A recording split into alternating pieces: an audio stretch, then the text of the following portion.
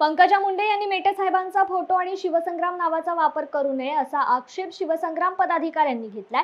भाजप उमेदवार पंकजा मुंडे यांच्याकडून खोडसाळपणे शिवसंग्रामच्या नावाचा आणि स्वर्गीय विनायकराव मेटे यांच्या फोटोचा दुरुपयोग करण्यात येत असल्याचा आरोप शिवसंग्रामने केला असून भाजपने महाराष्ट्रात कुठेही शिवसंग्रामचे नाव आणि फोटो वापरू नये असा इशारा शिवसंग्रामचे जिल्हाध्यक्ष नारायण काशीद यांनी दिलाय।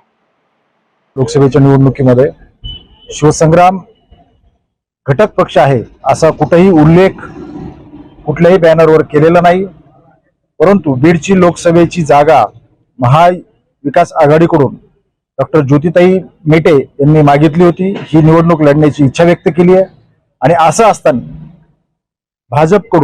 भाजपच्या उमेदवाराकडून जाणून बुजून शिवसंग्राम हा महायुतीचा घटक आहे असं दाखवण्याचा खोडसाळपणा केला जातो। या निवडणुकीमध्ये लोकसभेमध्ये साहेबाचा फोटो आणि आमचं शिवसंग्रामचं नाव वापरू नका। घेऊ शकतात, नाव घेण्याला काही आमचा आक्षेप नाही, परंतु त्यांनी मागच्या निवडणुकीमध्ये संपूर्ण महाराष्ट्रामध्ये साहेबाचं आम्ही एक महायुतीचा घटक पक्ष होतो आणि संपूर्ण महाराष्ट्रामध्ये साहेबाचे फोटो आणि शिवसंग्रामचं नाव महायुतीचा घटक पक्ष म्हणून होतं।